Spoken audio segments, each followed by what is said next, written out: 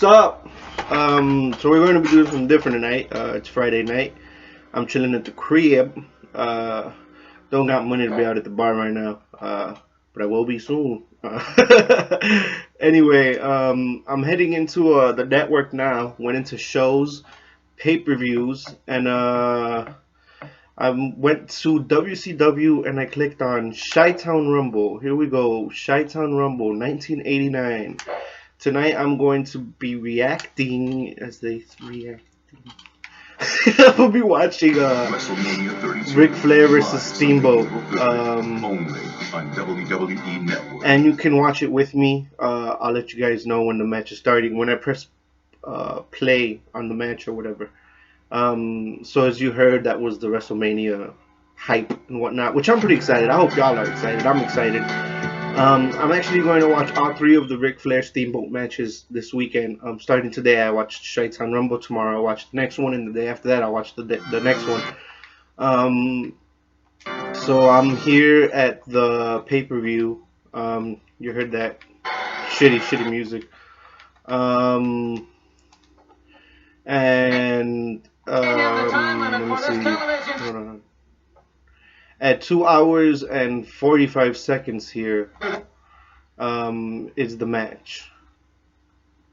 It's a 30-minute match, so this will be a two-part video because I have been slammed with what's that shit called?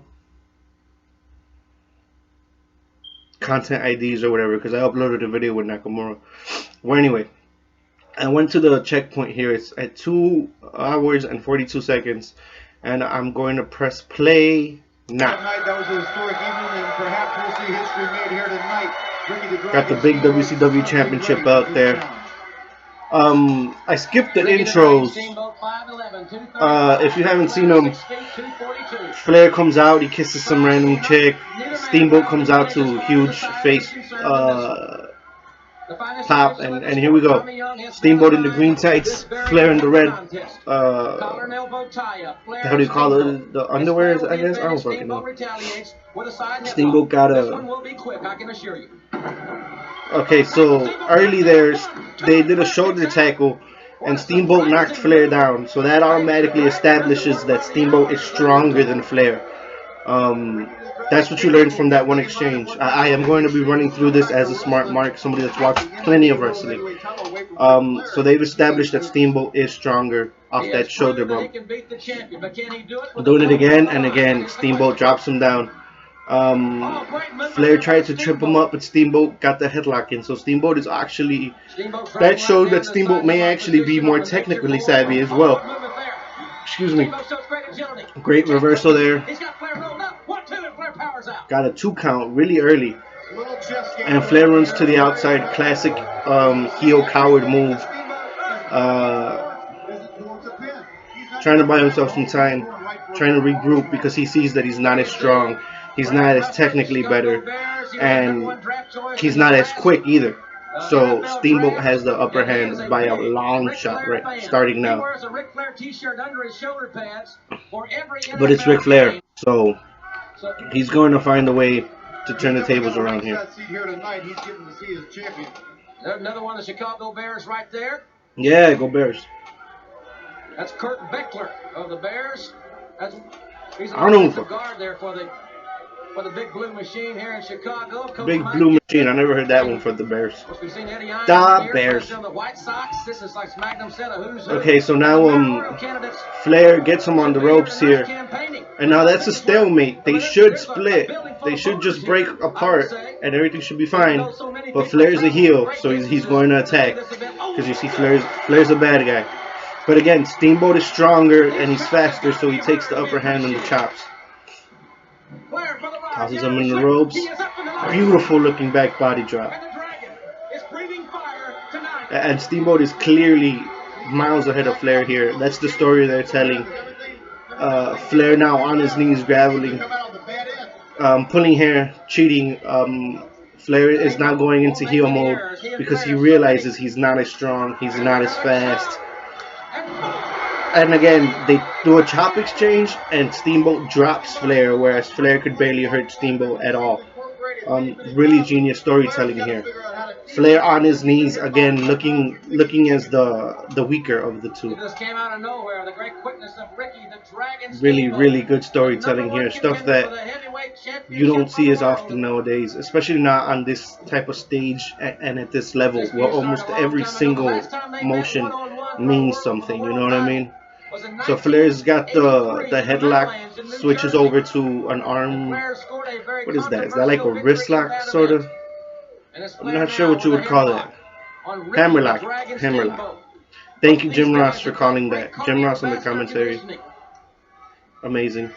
Jim, this is a match that could easily go a 60-minute time limit, easily go a 90-minute time limit. Trip down. I love that Flair didn't just get knocked down. He showed that he does have some power in the legs. Beautiful move there by Steamboat. Beautiful drop kick, and right back down to the headlock. Almost got a pin out of it. Really good stuff. Really good sell by Jim Ross there.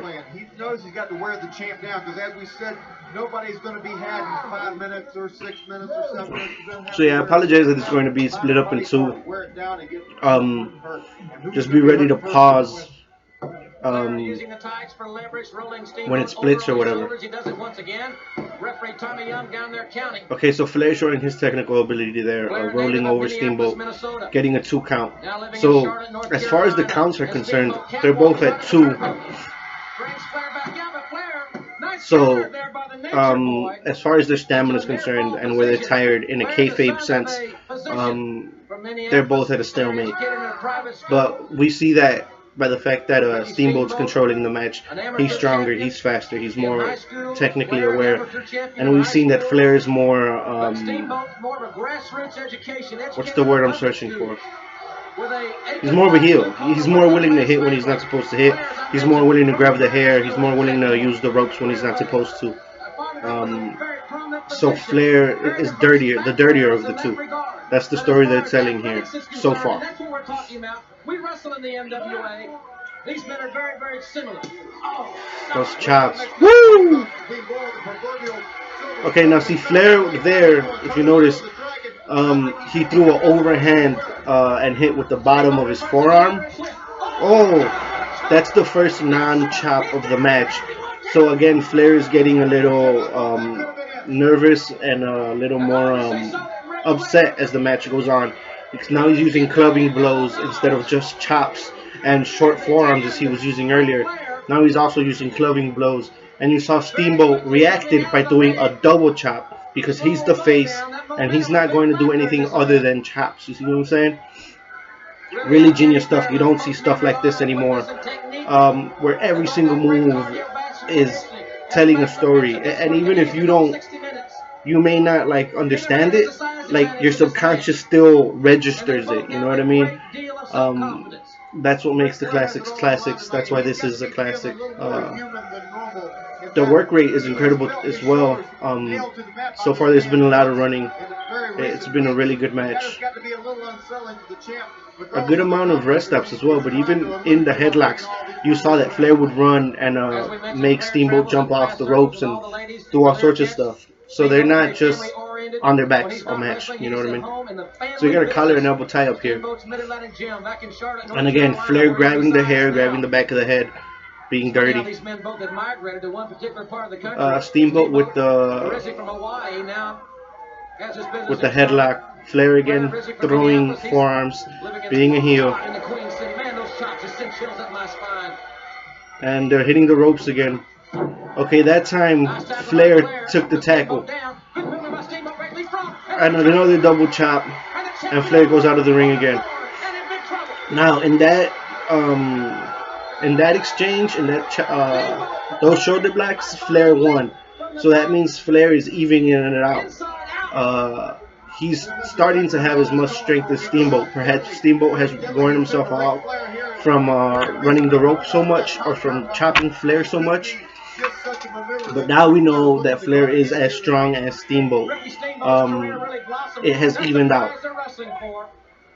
I don't know how many thousands of dollars. And Steamboat even did like a crazy spin for some reason before the shoulder block, and I think that was because he was trying to get like his momentum. Again, this is just kayfabe speaking, and he bumps into him and he lost that. So now we know Flair is of equal strength, and that's why now we're getting, instead of a collar and elbow tie up, now they're going for the test of strength, because they're equal in strength right now as the match has progressed. As I mentioned, Steamboat really got his prominence in the NWA. You see it now. Now Flair he's getting cockier. He's getting comfortable. He's worked Steamboat over. He's cheated enough. He's done enough shots to the body that Steamboat is tired. You know what I mean? And now Flair can work his style of match now. Just genius stuff. Genius stuff. And before you guys get mad, yes, I know it's work. Yes, I know it's not real. But that doesn't take away from the work that they're doing. As you see them here jumping around, running around, and telling a story. These guys are storytellers. Beautiful head scissors takedown there. Beautiful drop kick. Flair is the stronger now, but that situation we just saw there shows that Steamboat is the faster of the two. And again, Flair kicking the ground, he's upset. He was feeling that he had the strength equal to rival Steamboat, but he forgot about the speed. And that's why Steamboat is still ahead. Really just a fantastic fucking match. I've watched this match several times. I haven't watched the two that are following it. So it should be interesting to hear me ramble on about the two that are following it. I decided to watch this one again to jog my memory and so that I could remember spots, just in case they go back and recall spots from the first match. That time he used the bottom of his elbow again, getting frustrated. He's using it again.